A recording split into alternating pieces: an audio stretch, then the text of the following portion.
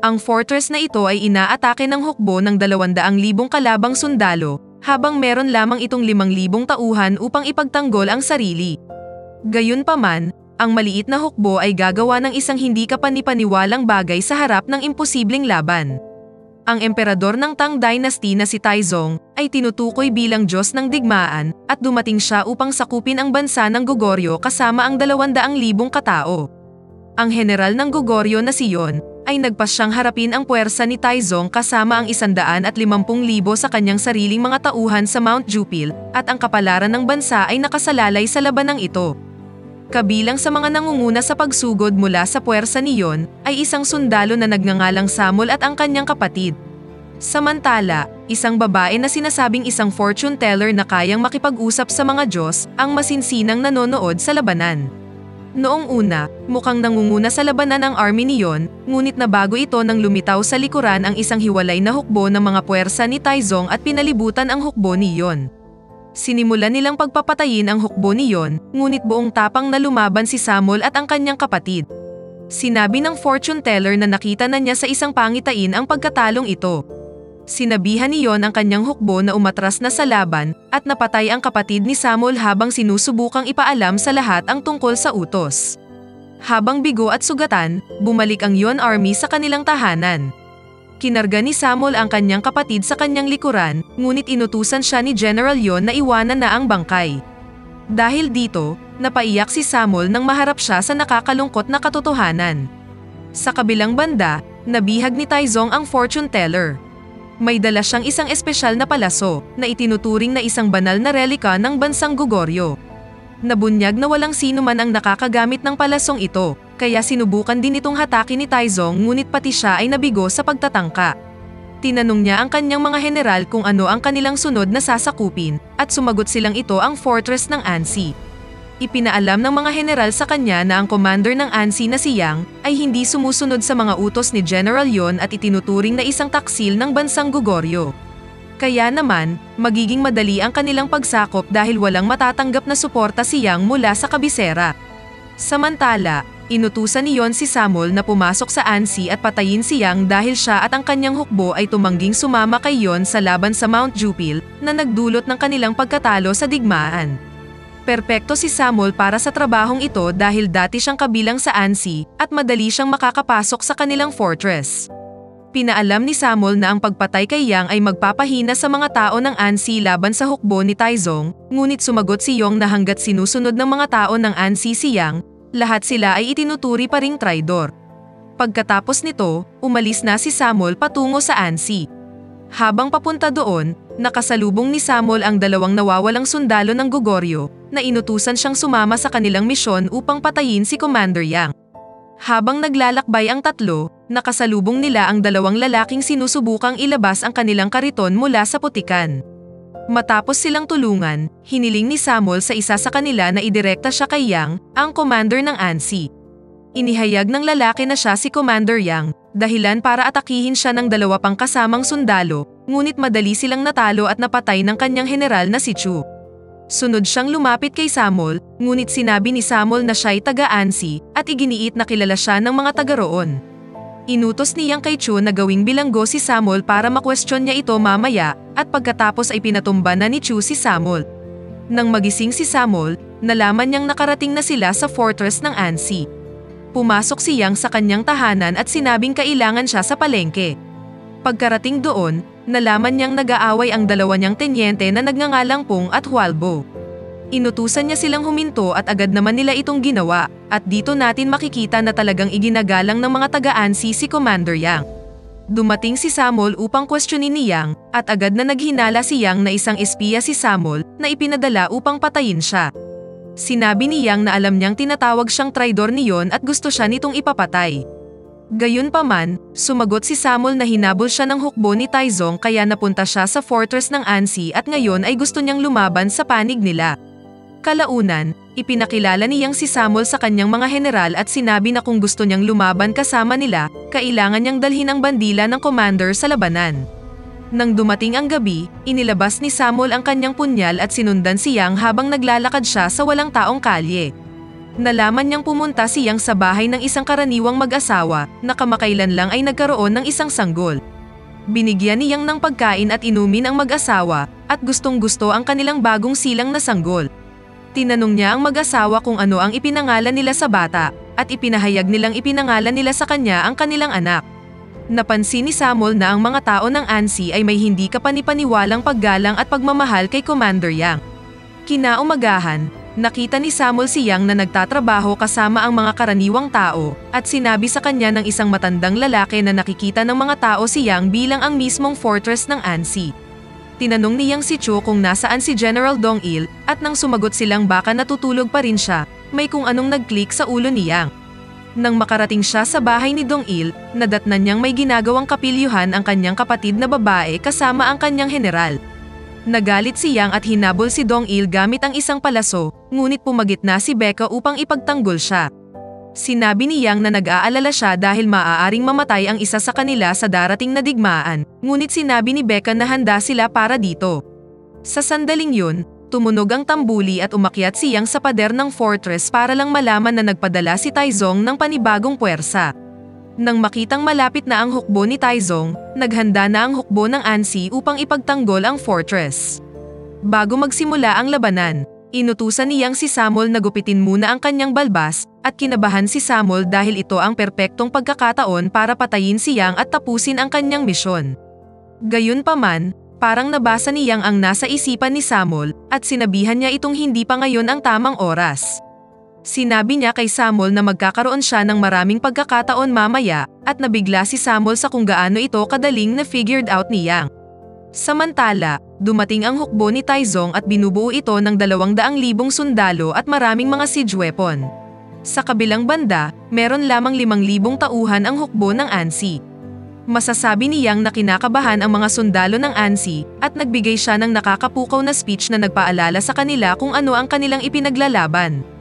Hinangaan ni Taizong si Yang sa pagiging niyang matapang.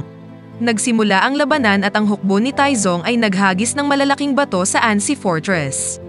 Sa kabila ng malalaking pinsala ng mga bato, nanatiling matatag ang mga pader ng fortress dahil puno ito ng mga buhangin. Inutusan ni Taizong ang kanyang hukbo na simulan na ang pag-akyat sa mga pader at dito na nagsimula ang tunay na labanan. Ang napakalaking hagdan ng Taizong Army ay nagbigay sa kanila ng easy access papasok sa fortress, ngunit ang mga tauhan ni Yang ay lumaban ng may buong tapang. Matyaga namang naghintay sa hudyat ang mga kabalyero ni Becca at Dong-il dahil lubos silang nagtitiwala sa kanilang commander. Pagkatapos ng ilang labanan, ibinigay na sa kanila ni Yang ang hudyat na sugurin ang kalaban mula sa magkabilang panig. Samantala, sinimulan na ng Taizong Army na sirain ang pintuan ng fortress. Nagawa nilang makapasok ngunit dumiretso sila sa isang bitag na inilagay ni Commander Yang. Sa itaas ng pader ng fortress, gumawa ng close formation ang hukbo ni Yang at itinulak ang mga tauhan ni Taizong sa gilid. Pagkatapos, inutos ni Yang na ilabas ang malalaking crossbow na ginamit upang patumbahin ang mga malalaking hagdan. Dahil wala ng paraan para makaakyat sa mga pader, wala nang ibang choice si Taizong kundi iutos ang kanilang pag-atras. Kahit kakaunti ang kanilang bilang, nagawang maitaboy ng ANSI ang hukbo ni Taizong at hindi makapaniwala si Samuel sa kanyang nakita. Kinagabihan, nanaginip si Samuel kung saan naalala niya ang pagkatalo sa Mount Jupil at nakita niya si Yon na tinatawag siyang Taksil. Dahil dito, naalala niya ang kanyang misyon at gumawa ng panibagong pagtatangka. Kalaunan, dumating si Yang sa kanyang silid at nakita si Samuel na may hawak na punyal laban sa kanya. Iniutos ni Samuel na malaman ang dahilan kung bakit sinusuway ni Commander Yang si General Yon.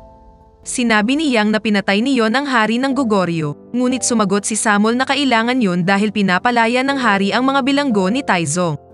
Nanindigan si Yang na ang pagpatay sa hari ang nagsimula sa digmaang ito, isang digmaan na hindi kailangang mangyari.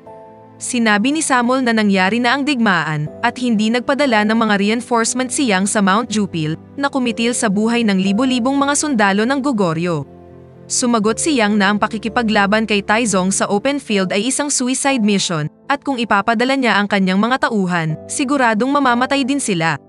Tinawag siyang duwag ni Samuel at inutusan siyang sumanib muli kay General Yon, ngunit sumagot si Yang na ang kanyang tungkulin ay protektahan ang mga tao ng ANSI. Sa sandaling yun, Tumunog ang tambuli sa di kalayuan at nabunyag na bumalik muli ang hukbo ni Taizong, at sa pagkakataong ito ay meron na silang mga naglalakihang siege tower. Dumating si Chu upang ipaalam ang sitwasyon at nakita si Samol na may hawak na punyal sa lalamunan ng kanilang commander. Kumilos siya para patayin si Samol ngunit pinigilan siya ni Yang at sinabing kailangan muna nilang harapin si Taizong.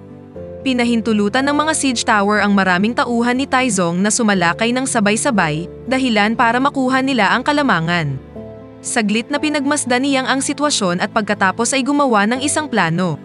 Inutusan niya ang kanyang mga tauhan na maghagis ng mga supot ng langis at pinatamaan ito ng mga nagliliyab na pana upang sunugin ang mga siege tower. Pagkatapos niyang sunugin ang huling tore, natamaan siya ng sibat sa kanyang balikat.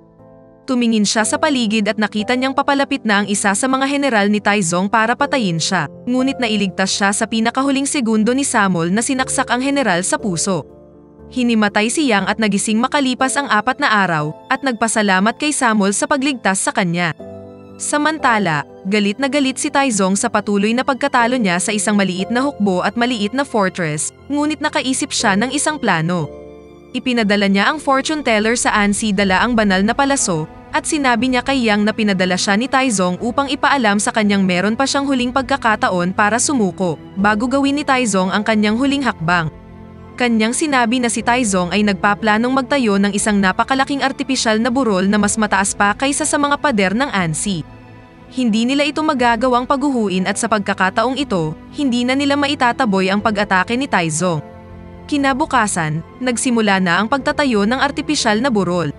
Sinabi ng fortune teller na nakita na niya ang pagbagsak ng Ansi at dapat nang sumuko si Yang, ngunit tumanggi pa rin siya. Lumipas ang ilang buwan at ang pagbuo ng burol ay umuusad ng mas mabilis kaysa sa inaasahan.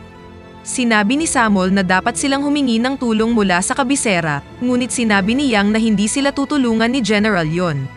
Pagkatapos, nakaisip ng plano si Dong-il na i-assassinate ng direkta si Taizong bago pa tuluyang makumpleto ang burol. Nagalit si Becca nang pinayagan ni Yang si Dong-il na magpatuloy sa isang suicide mission tulad nito, ngunit pinaalam ni Yang na ito lang ang pagkakataon na meron sila. Kalaunan, binisita ni Becca si Dong-il at ipinangako sa kanyang kasintahan na babalik siya ng buhay. Nang dumating ang gabi, pumunta na si Dong-il at ang kanyang mga tauhan upang patayin si Taizong, ngunit agad nilang na-realize na dumiretso sila sa isang bitag. Nangangahulugan ito na merong isang traidor sa Ansi na ipinaalam ang assassination kay Taizong ng mas maaga. Kasunod nito, ang sugatang si Dong-il ay nakabalik na sa Ansi at sinabi kay Yang ang tungkol sa traidor sa kanilang kasamahan. Nang mamatay siya, inamin ng fortune teller na siya ang traidor. Kanyang pinaalam na nakita na niya ang hinaharap at walang pagkakataon ang Ansi laban sa hukbo ni Taizong. Nakiusap siya kay Yang na wag nang ipagpatuloy ang paglaban ngunit ginilitan ni Samol ang kanyang lalamunan at sinabing hindi babagsak ang fortress ng Ansi. Sa galit sa pagkamatay ng kanyang kasintahan, mag-isang umatake si Becca sa teritoryo ni Taizong para patayin siya. Nagawa niyang makapagpawala ng isang pana sa emperador ngunit nasugatan lamang nito ang kanyang pisngi. Pagkatapos nito, walang awa siyang pinatay ng mga tauhan ni Taizong. Matapos mailibing sina Dong-il at Becca, nagpasya si Samol na maglakbay ng mag-isa papunta sa kabisera upang humingi ng tulong kay General Yon. Sinabi niya kay Yon na buong tapang na nakikipaglaban ang mga tao ng Ansi at sa kabila ng pagbansag sa kanilang mga taksil, ipinagtatanggol nila ang Goguryeo mula sa hukbo ni Taizong. Samantala sa Ansi, nakita ni Yang ang isang grupo ng mga bata na naglalaro sa buhangin at nakaisip ng isang plano. Tinanong niya ang mga minero ng Ansi kung kaya nilang maghukay ng kuweba sa ilalim ng artipisyal na burol at ibagsak ito, at sumagot sila na kaya nila itong gawin. Sinabi ni Chun na babagsak ang burol papunta sa fortress, kaya't dapat kaagad nila itong makuha pagkatapos nitong bumagsak upang maiwasan ang pangalawang pag-atake ni Taizong. Nang walang inaaksayang oras, nagsimula ng maghukay ng kuweba ang mga minero. Kasunod nito, natapos na ang burol at gayon din ang kuweba sa ilalim, at dumating na ang araw ng labanan. Ipinaalam ng mga minero kay Yang na hindi nila masusunog ang mga pundasyon ng kuweba dahil basang-basa ito ng ulan noong isang gabi. Kaya naman, kailangan nilang mano-manong putulin ang mga haligi para gumuho ang burol. Nag-aalala si Yang na maaari ding malibing ang mga minero sa ganitong paraan, ngunit iginiit nilang handa silang magsakripisyo. Tinanggap na ng mga minero ang kanilang kapalaran at sinimulan ng putulin ang mga haligi. Nang papasok na ang hukbo ni Taizong sa fortress ng Ansi, natapos na ang pagputol ng mga minero at gumuho na ang pinagawang burol ni Taizong.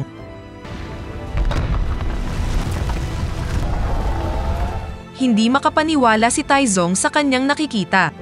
Sa pangunguna ni Yang, sumugod ang hukbo ng Ansi at kinuha ang natitira sa burol. Puno ng ego at galit, inutusan ni Taizong ang kanyang buong puwersa na umatake na at dalhin sa kanya ang ulo ni Yang. Ipinagtanggol ng Ansi Army ang burol sa pamamagitan ng paglunsad ng mga pana at mga burning wheels laban sa mga sundalo ni Taizong. Nagpatuloy ito ng ilang araw at ilang gabi hanggang sa maubusan na ng mga ammunition ang hukbo ng Ansi. Narealize ni Yang na ang tanging paraan lang upang wakasan ang digmaan ay sa pamamagitan ng pagpatay kay Taizong, kaya inutos niyang dalhin sa kanya ang banal na palaso. Samantala, nagsimula na ang hand-to-hand combat sa pagitan ng Taizong Army at ng mga sundalo ni Yang. Sinubukan ni Yang na hilahin ang banal na palaso ngunit siya'y nabigo. Gayunpaman, nakita niya ang kanyang hukbo na malapit ng matalo at ginamit ang natitira niyang lakas upang hilahin ang palaso at pakawalan ang arrow.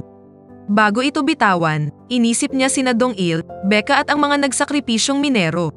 Nang gawin na ito, lumipad ang arrow sa buong battlefield at direktang tumama sa mata ni Taizong na nagpatumba sa kanya mula sa kanyang kabayo. Sa sandaling yun, dumating si Samul kasama si Yon at ang kanyang hukbo upang tulungan ang Ansi. Sa huli, tinanggap na ni Taizong ang kanyang pagkatalo at inutos ng umatras na tumapos sa madugo at mahabang digmaan. Napag-alaman na 3 taon pagkatapos makauwi, sumuko na si Taizong sa mga natamo niyang sugat at namatay. Bago mamatay, pinayuhan niya ang lahat na wag nang lusubin ang bansa ng Goguryeo. Sa katapusan, pinangasiwaan ni Yang ang muling pagtatayo ng fortress ng Ansi, habang si Samul naman ay naghahanda ng bumalik sa Kapitolyo. Nagpasalamat si Samul kay Yang sa pagtatanggol niya sa Ansi at sa bansa, at sumagot si Yang na ginawa nila ito ng magkasama. Sinabi niya kay Samul na welcome siya sa Ansi anumang oras, at nagmasid mula sa wall habang pinagmamasdan ang pag-alis ng kaibigan. Pakipindot naman ang like button kung nagustuhan mo ang pelikula at kung hindi naman, pindutin mo ng 2 beses ang dislike button para lang makasiguro.